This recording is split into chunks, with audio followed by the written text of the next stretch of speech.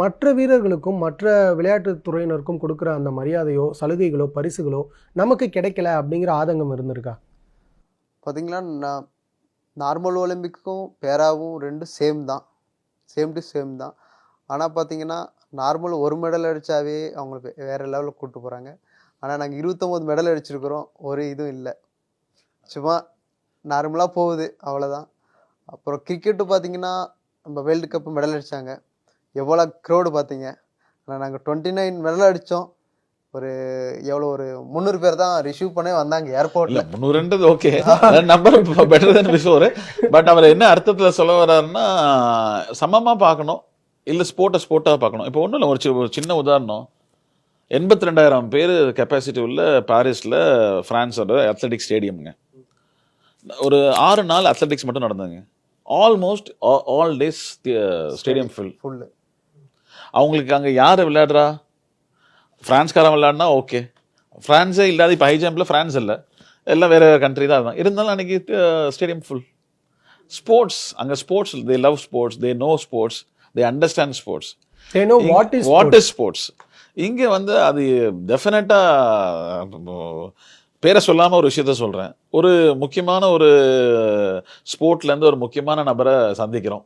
In fact இதே hotel தான் சந்தித்தோம். ஒரு ஸ்போர்ட்ஸ்மேன் இன்னொரு ஸ்போர்ட்ஸ்மேனை வாழ்த்துனா, அது ஒரு ஒலிம்பியன் வின் பண்ணிட்டு வராங்கன்னா ஒரு ஹலோ சொல்லணும், ஹாய் சொல்லணும், பார்த்துட்டு தெரியும்னு போறாரு. இல்லை, என்னால கெஸ் பண்ண முடியுது. கெஸ் பண்ணாதீங்க, எனக்கு அது நான் சொல்ல விரும்பல. நான் ஓகே, என்ன குறைஞ்சு போயிட போறீங்களா? இல்லை, என்ன சாதிக்கல. ஸோ டெஃபினட்டாக நீங்கள் கேட்ட கேள்வி கரெக்டான கேள்வி. அதுக்கான நிறைய பாதிப்பு நாங்கள் பட்டுட்டு தான் இருக்கோம். பட் நாங்கள் பேச விரும்பல. எங்களோட சாதனைகள், எங்களோட பிளேயர்ஸோட சாதனைகள், அதுக்கான பதில் கொடுத்துக்கிட்டே இருக்கோம். டில் வீச் நாங்கள் வந்து மிஷன் 100 தான் எங்களுடைய இது. அதாவது 100 மெடல் இந்தியாவுக்காக கொண்டு வரணும். அதில் முடிஞ்ச அளவுக்கு எங்களோட செல்ஃபிஷ்னஸ் தமிழ்நாட்டிலேருந்து நிறைய மெடல்ஸ் வரணுன்றது நாங்கள் இங்கே ஒர்க் பண்ணிட்டு இருக்கோம். இப்போது தமிழ்நாடு பேராலிம்பிக்ஸினுடைய ஜெனரல் செக்ரட்டரியாக நீங்கள் இருக்கிறதுனால உங்ககிட்ட இந்த முக்கியமான கேள்வி நான் கேட்கணும்னு நினைக்கிறேன். கொஞ்ச நாளைக்கு முன்னாடி தமிழ்நாட்டில் திடீர்னு ஒரு கான்ட்ரவர்சி ஏற்படுது. ஒருத்தர் ஒரு ஸ்கூல் ஸ்பீச்சில் வந்து என்ன சொல்கிறார் அப்படின்னா, போன ஜென்மத்தில் பாவம் பண்ணவங்க இந்த ஜென்மத்தில் வந்து மாற்றுத்திறனாளிகளாக பிறக்கிறாங்க அப்படிங்கிற மாதிரி போகிற போக்கில் ஒரு விஷயத்த சொல்கிறாரு. அவர் மீது நடவடிக்கைகள்லாம் பாயுது. நீங்கள் நிறைய பேரை பார்த்துருப்பீங்க, உங்கள் எக்ஸ்பீரியன்ஸை பொறுத்த வரைக்கும். மாரியப்பன் தங்கவேலியும் பார்த்துருப்பீங்க, ஒரு வேலம்மாளையும் பார்த்துருப்பீங்க, எல்லாரையும் பார்த்துருப்பீங்க. அப்போது அவங்களுக்குள்ளே இருக்கக்கூடிய இந்த திறமைகளை வெளியில் சொல்லாமல் இது முன்ஜென்மத்தில் நடந்ததுனால கர்மாவினை அப்படிங்கிறத நீங்கள் ஏற்றுக்கிறீங்களா? எனக்கு கண்டிப்பாக அதை நான் வந்து வன்மையாக கண்டிக்கிறேன். ஃபஸ்ட்டு என்ன காரணம் சொல்கிறேன் கேளுங்க. ஒருவேளை முன் ஜென்மத்தில் அந்த மாதிரி தான் நடந்து மாரியப்பனுக்கு இது ஆயிருக்குன்னா கூட இந்த ஜென்மத்தில் ஒரு நல்லா தானே இருக்காரு. இன்றைக்கி நிறைய நம்மளை மாதிரி நார்மலாக இருக்கிறவங்க கூட மாரியப்பன் தகுதியிலையும் சரி, அவர் சாதிச்சலையும் சரி நம்மளோட ஜாஸ்தி தான். ஸோ அவர் என்ன முன்ஜென்ம பாவம் பண்ணலாம் தெரியாது. எனக்கு தெரிஞ்சு இப்போ கூட ரீசெண்டாக சொல்லிட்டு இருந்தார், எனக்கு இந்த மாதிரி ஆக்சிடென்ட் ஆனது நல்லதாக இருக்குது, ஒருவேளை நான் நார்மலாக இருந்திருந்தா கூட இந்த மாதிரி நான் பர்ஃபார்ம் பண்ணியிருக்க மாட்டேன் அப்படின்றது. ஸோ அது ரொம்ப ரொம்ப தப்பு.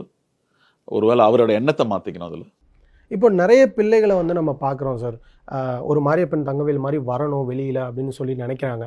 ஆனால் ஏதோ ஒரு இடத்துல அவங்க ஸ்டக் ஆகி நின்றுடுறாங்களே சார். அதுக்கு வந்து அவங்களுக்கு அவேர்னஸ் இல்லைன்னு நம்ம எடுத்துக்கிறதா, இல்லை தமிழகத்துலேயோ இல்லை இந்திய அளவுலேயே எடுத்துக்கிட்டோம்னா போதிய அளவில் அவங்களுக்கு ஊக்குவிக்கிறதுக்கு ஆள் இல்லைன்னு எடுத்துக்கிறதா? சரியாக சொன்னீங்க, ஊக்குவிக்கிறதுக்கு ஆள் இல்லை. ஆனால் இப்போ அது மாறுதல் நிறையாவே இருக்குது, மாற்றம் நிறையாவே இருக்குது. இப்போ நம்ம பார்த்தீங்கன்னா சிஎம் ட்ராஃபின்னு ஒன்று நடக்குது. அதுவே ஒரு ஃபஸ்ட்டு ஸ்டெப்பு. டிஸ்ட்ரிக்ஸ் அது தானே, அதில் நீங்கள் பார்ட்டிசிபேட் பண்ணிட்டாங்கனால அடுத்தது நீங்கள் ஸ்டேட்டு, நேஷனல்ஸு, அதுக்கப்புறம் இன்டர்நேஷ்னல்ஸ் உங்கள் திறமை இருந்ததுன்னா. ஸோ நீங்கள் சொன்னது அனைத்துமே உண்மை, நடந்தது தான், நடந்துட்டு இருக்கிறது தான். இப்போ மாறுதல் ஆகிட்டே இருக்குது. இப்போ அதே மாதிரி இன்னொன்று என்ன, நிறைய பேருக்கு பயம். ஓகே, நான் ஸ்போர்ட்ஸை கரியர் எடுத்தால் எனக்கு அடுத்தது என்ன, இதனால் எனக்கு வேலை வாய்ப்பு இருக்கா? ஆனால் இப்போ இருக்குது. ஈவன் மாற்றுத்திறனாளிகள் ஸ்போர்ட்ஸ்லேயே வந்து 3% ஸ்போர்ட்ஸ் ஜாப் கோட்டா அனௌன்ஸ் பண்ணியிருக்காங்க. அதெல்லாம் வந்து இப்போது எனக்கு தெரிஞ்சு இன்னொரு 40-50 பேருக்கு ஸ்போர்ட்ஸ்லேயே வேலைவாய்ப்பு வரப்போகுது. ஸோ அதனால் இதனால் வேலைவாய்ப்பு இருக்குது, இதனால் சம்பாதிக்கவும் முடியும், இதனால் ஒரு கெரியரும் இருக்குது. இப்போது ஒன்றும் இல்லைங்க, மனோஜ்னு சொல்லிட்டு ஒரு டுவார்ஃப் நம்மளுடைய பேரா ஸ்போர்ட்ஸில் இருக்கார். அவர் இப்போ வேர்ல்டு சாம்பியன்ஷிப் போயிட்டார், ஜெயிச்சார். தமிழக அரசாங்கம் வந்து தமிழ்நாடு பேப்பர் லிமிட்டடில் வேலை கொடுத்தாங்க. திருப்பி இன்னொரு ஜெயிச்சார், அதுலேயே ப்ரமோஷன் கிடச்சிது. 3 வாட்டி தொடர்ந்து ஜெயிச்சார். இப்போ மேனேஜர், கிளர்க்காக, ஆஃபீஸ் அசிஸ்டண்ட்டாக ஜாயின் பண்ணவர் இப்போது மேனேஜராக இருக்கார்.